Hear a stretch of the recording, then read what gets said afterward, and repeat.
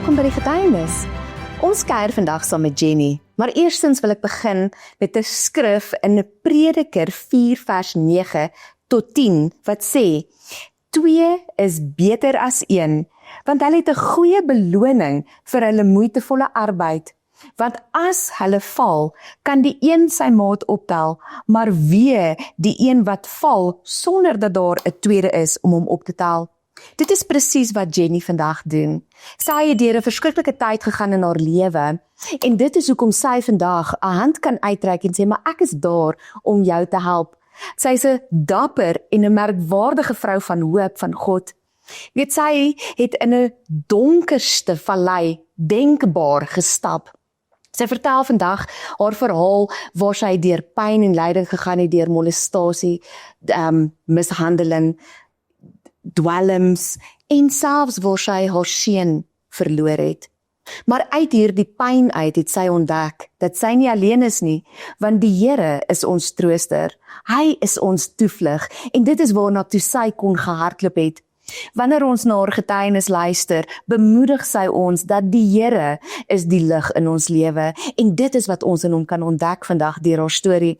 Kom ons maak ons harte oop om van Jenny se storie te luister, sodat jy, wat dalk deur dieselfde gaan, bemoedig kan word.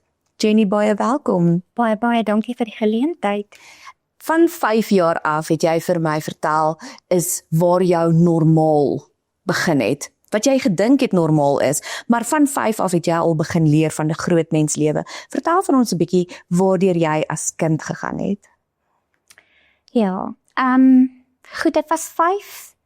Toe is my ouers uitmekaar uit en my ma het my boetie saam met haar geneem en my by my pa gelos. En ek het nogal baie aan my boetie verlang, want my boetie was altyd vir my groot deel in my lewe, so ons was maar altyd handjie aan mekaar vas, hy was my beste maatjie. So dit was my traumaties gewees eerstens om sonder my boetie agter te bly. En dan, op daardie oomblik dink ek my pa het nie geweet wat om met 'n 5-jarige, amper 6-jarige dogtertjie te doen nie. By wie moet hy my los, want my ma sy's net weg. En my pa het my toe by sy broer gelos vir die dag. Dit was net 1 dag tot hy 'n plan kon gemaak het om my in 'n dagsorg te kry. En ons almal weet hoe die vyand werk. Op daardie spesifieke dag was my tannie nie by die huis nie. Dit is te lank terug, ek kan nie onthou wat daar gebeur het, toe kom sy nie daar was nie, maar op daardie dag het my oom my as 'n 5-jarige dogtertjie verkraag. En ek dink dat toe ek terug is skool toe, het die onderwysers moes agtergekom het iets is verkeerd en my gevra, bietjie begin net vra wat gaan by die huis aan, en ek het gesê mamma is weg en ek bly by pappa en ek verlang na boetie en dit is vir my bietjie moeilik. So het ek hulp gekry van 'n onderwyseres wat toe nou 'n groot rol in my lewe gespeel het en toe 'n dagmoeder voorgestel het aan my pa, waar ek toe nou by die dagmoeder gebly het deur die dag en sy het my baie beskermend groot gemaak, want ek dink sy het geweet wat het gebeur, want kindertjies wys vir jou tekens, so ek glo sy het daardie tekens gesien. Maar my ma het op 'n stadium teruggekom na my pa toe is sy swanger met my boetie Marius. En sy is toe weer weg.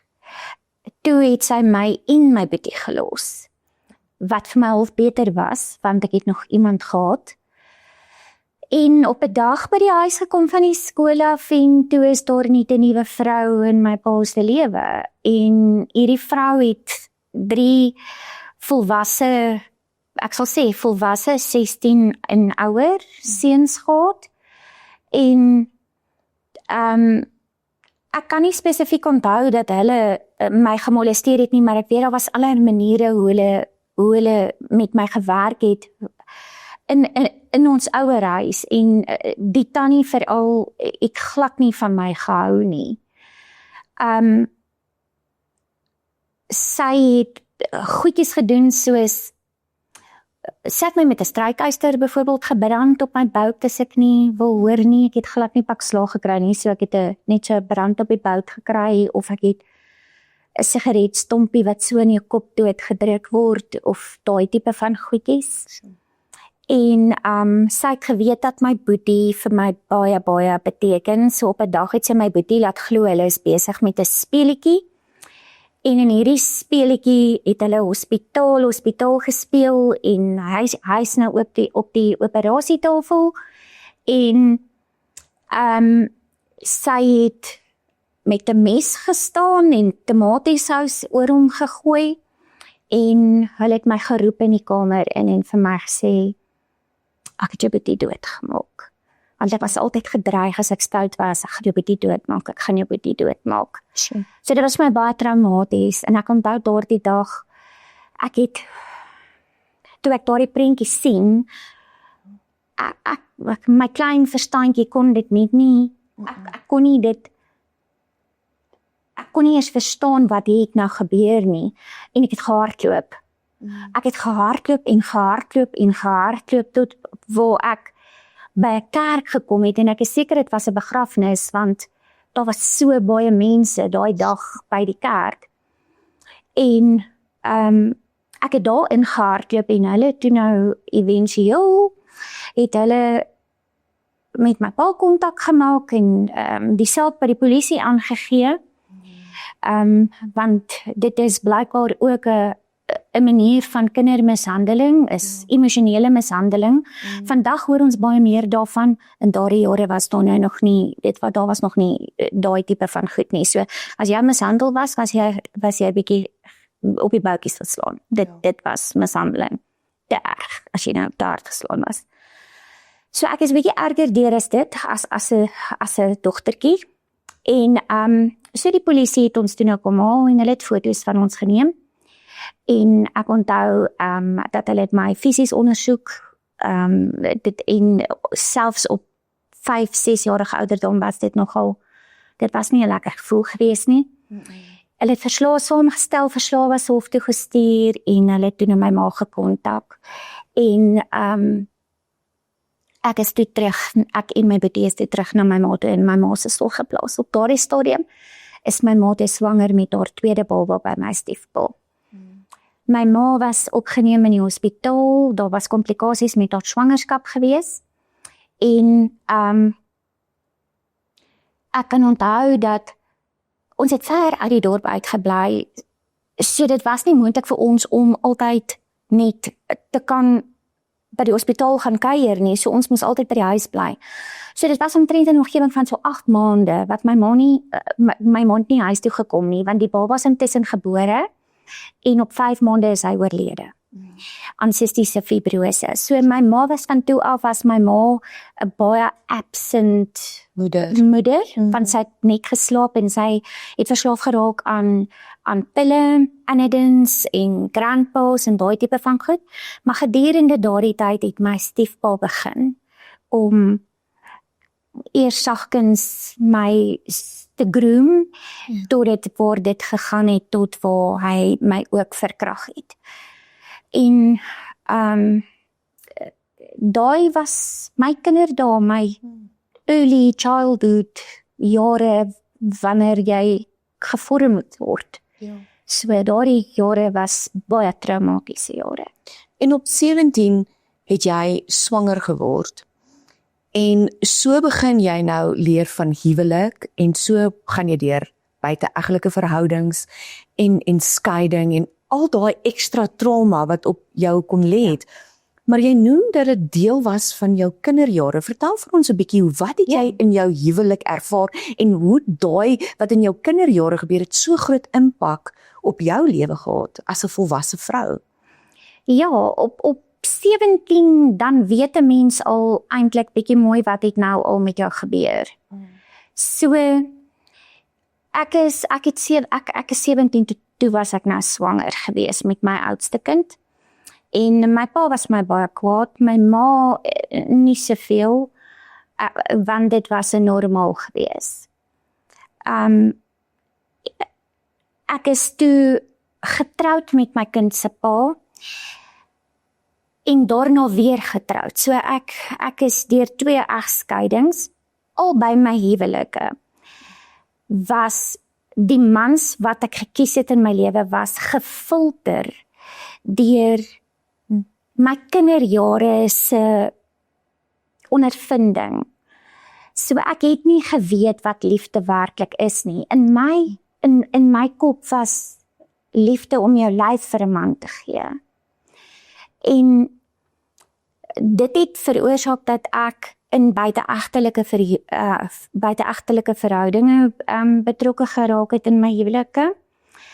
En ek sal sê meerendeels my eerste huwelik, en my tweede huwelik het ek eintlik so 'n bietjie meer geleer van die eerste huwelik. So my tweede huwelik het ek 'n ander tipe man gekies. Wat nou nie in daardie, ek weet nie hoe om dit te beskryf nie, maar dit was nie die tipe man wat sou met 'n jong meisie of so deur mekaar raak of so nie, want toe is ek ook nou 'n bietjie ouer, want ek en my eerste man was 13 jaar getroud gewees, so dis toe nou al 13 jaar later, en ja, my tweede man was 'n bietjie, dit was eintlik die liefde van my lewe. Ek het eintlik half die grond aanbid waarop hy loop, want hy het my so mooi behandel, en hy het sulke mooi woorde gehad, toe ek en hy mekaar net ontmoet het, en so. Maar aan die einde van die dag het hy ook baie aggressie binne homself gedra, en daardie aggressie het hy op my uitgehaal, en ek met my traumatiese geskiedenis, ons was petrol en vuur geweest vir mekaar. So dit was ook maar 'n baie, dit was 'n baie duur leerskool geweest, my eerste 2 huwelike. Ja. Om nou te kom by jou man wat jy vandag het, jy is baie gelukkig getroud. Sal jy sê, jou man wat jy vandag het, was absoluut die man wat vir jou bedoel was, wat Vader vir jou gegee het, van die begin af, maar die eerste 2 was as gevolg van jou eie besluit en jou eie keuse wat jy geneem het, en jy het nie die Here genader in hierdie saak nie, want jy het nie geweet nie, jy was jonk, en ek meen op 17, is jy nog eintlik maar net 'n tiener, en jy swanger, nou moet jy ma wees, en jou hele lewe verander, as gevolg van 'n kind. Ja. Nee, dit is absoluut so. My man waarmee ek nou getroud is, Wiek, is die tipe man wat nog old school is. Hy is 'n hele paar jaar ouer as ek, maar dit is die tipe man wat glo dat hy is die man wat sy vrou moet beskerm. So hy is vir my half soos 'n ring of fire om my, waar hy my beskerm van alles, en so ek glo, ek het tussen my tweede huwelik en my derde huwelik het ek gaan studeer as pastoor. Ja. So ek het, dit was half my Damaskus reis gewees, waar ek op daardie pad die Here werklik eers sy stem gehoor het, en besef het, maar joh, ek gaan nog al hierdie jare gaan 'n kerk toe, en ek het gedink ek ken die Here, maar nuwe goed het begin gebeur, en ek het gesê, Here, ek wil nie alleen wees nie. En ek besef, ek het soveel foute gemaak in my vorige huwelike, en ek het hulle vergewe, en ek het hulle vrygespreek, en ek wens vir hulle albei eintlik net 'n mooi toekoms saam met hulle vrouens waarmee hulle nou getroud is. En vir die Here sê, Here, nou, dis nou my beurt. Hierdie is my beurt. Ek ervaar net. En die Here het vir my hierdie man gestuur, en ek het gesê, mag hy asseblief 'n boepensie hê, en mag hy asseblief net, hy moet 'n bietjie grasie so hê, en hy moet net anders wees. En ek het hierdie man ontmoet, en ek het instinktief geweet, Hierdie is hy. toe kom ontmoet, vas daai stemmetjie, hierdie is jou trouman. Hierdie is absoluut jou trouman. En ek het met hom getrou, en dit is liefde soos ek nog nooit ervaar het nie. Van dit af, het jy nooit gedink, die Here gaan die verlies van 'n kosbare seun ook op daai lysie sit nie? Want jy het gesê, Here, ek sal daar wees vir vrouens. Ek wil die hulp wees, want ek verstaan molestasie, ek verstaan egskeidings, ek verstaan seer, ek verstaan trauma. Maar jy het nooit gedink, die Here gaan daai bylas nie. Vertel vir ons jou pad van genesing, vergifnis en vrymaking. Ja, dit is 'n baie diep storie. My verhouding met die Here is vir my eerste liefde. My man weet ook, ek is baie lief vir hom, maar ek is baie lief vir die Here. En as ek vir hom moet luister, vir die Here moet luister ek eerder vir die Here. Die Here het vir my deur 3 jaar gevat, net met vergifnis. Week na week na week, se selgroep, as ek daar kom en hulle vra, wat is vandag se onderwerp, want dit was ons was so lekker groepie. En wat is vandag se onderwerp? Dan sê ek, julle vergewe my, maar die Here sê vergifnis. En ek het later soos, Here, kan ons 'n bietjie aanbeweeg nou? Ek dink hierdie mense dink ek is mal. Maar die Here het vir my deur hierdie mooi reis gevat. Met alles wat gebeur het in my lewe en hoe ek dit in my kinders ook dis waardes wat ek in hulle lewe inbelê het, is vergewe wanneer jy kan, so gou as wat jy kan. Want vergifnis maak jou vry.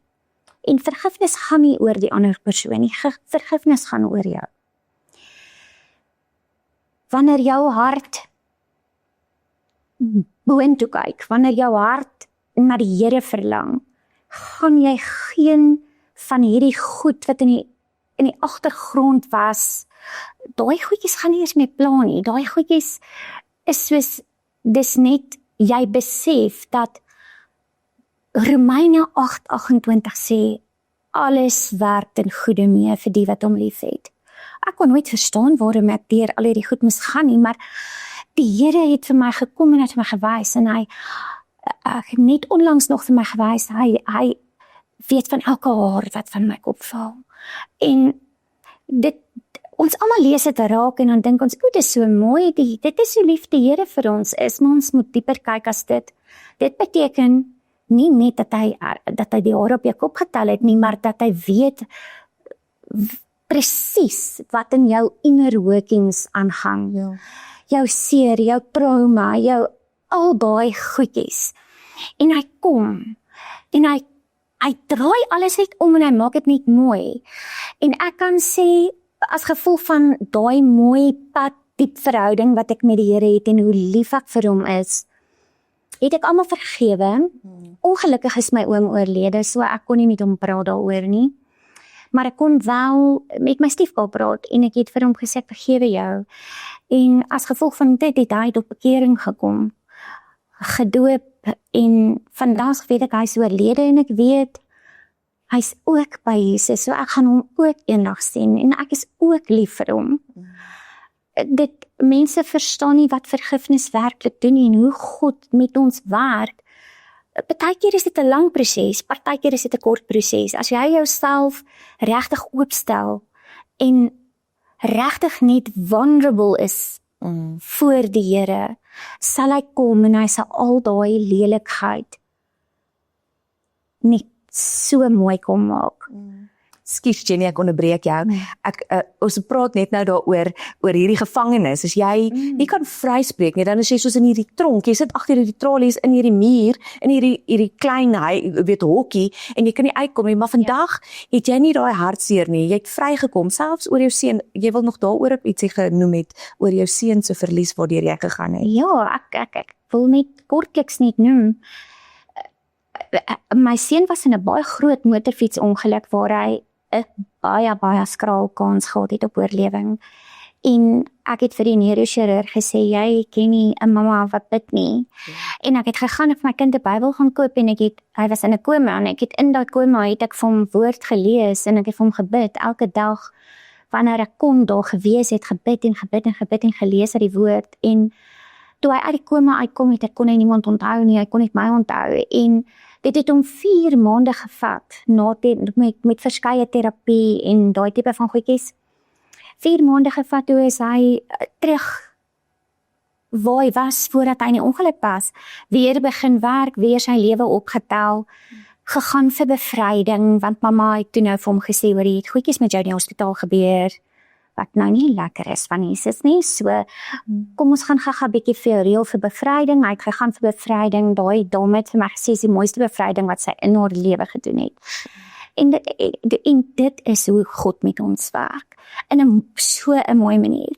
My kind het tot bekering gekom, en nie toe hy tot bekering kom, toe is hy in 'n afskuwelike, tragiese gebeurtenis by sy werk oorlede.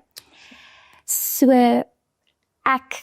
dit is 'n jaar terug, die 21ste September gewees, en die 20ste het ek gebid, ek gesê, Here, asseblief, môre gaan 'n moeilike dag wees, asseblief, help my met hierdie, want ek kan nie meer huil nie, ek is bietjie uitgehuil, en ek wil graag hierdie nou ook.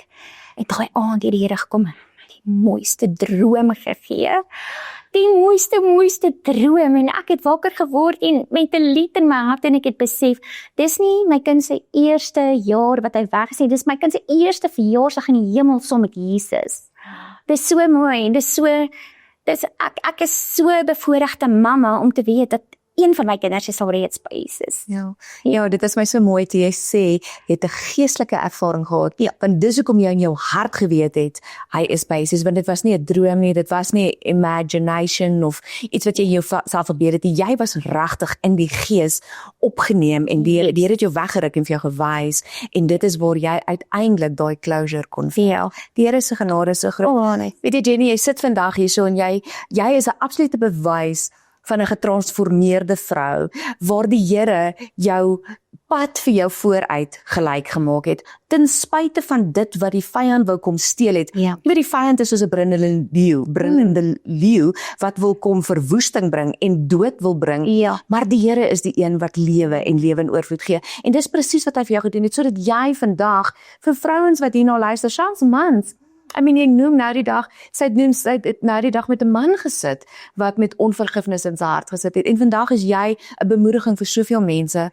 Wat 'n woord het jy vir iemand wat vandag deur dieselfde tragedie gaan, of gegaan het, en wat nie kon vrykom nie? Wat 'n woord het jy vir hulle? Al wat ek kan sê is, gee net heeltemal oor aan die Here. Die Heilige Gees sal kom, en die Heilige Gees sal al maak jy 'n lysietjie van name wat jy moet vergewe en alles, en jy begin daaroor te bid, en in die Gees sal die Heilige Gees staan by jou in gebed, so jy is altyd 2 wanneer jy bid, of iemand het fisies by jou of nie, my Heilige Gees is daar, so jy is 2, en wat sê die woord? Die woord sê vir ons, wat 2 of meer op sy naam roep, hy sal gehoor gee.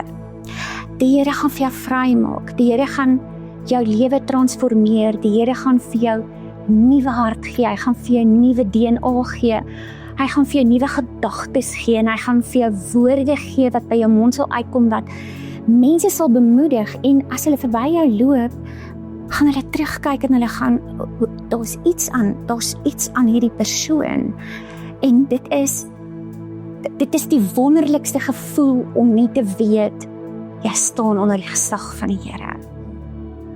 Ja, so al wat ek kan sê is, vergifnis, vergewe, maak jouself vry. Kom uit jou eie tronk uit. Bevry jouself en kry vlerke. Jenny, baie dankie, Jenny. As daar enige iemand is wat vandag na Jenny se getuienis luister en voel, ek moet uitreik na Jenny toe, net soos Prediker 4 sê, 2 is beter as 1. As die 1 val, is daar 'n maat wat jou kan optel. As jy vandag voel, ek het iemand nodig, ek kan nie meer hierdie ding alleen doen nie, ek het niemand om mee te praat nie, want wie gaan verstaan waardeur ek gegaan het? Wie gaan my emosies verstaan? Wie gaan my bitterheid en my seer verstaan? Wel, Jenny is daar om elke persoon wat daardeur gaan op te tel en te sê, ek sal hierdie pad saam met jou stap. So Jenny, baie dankie dat jy jouself vrymaak en oopstel om mense te help. As enige iemand met Jenny in kontak wil kom, selfs as jy haar wil nooi om vrouens te kom bedien, haar selfoonnommer sal op die skerm verskyn. Jenny van die getuienisspan af, wil ons vir jou sê baie dankie.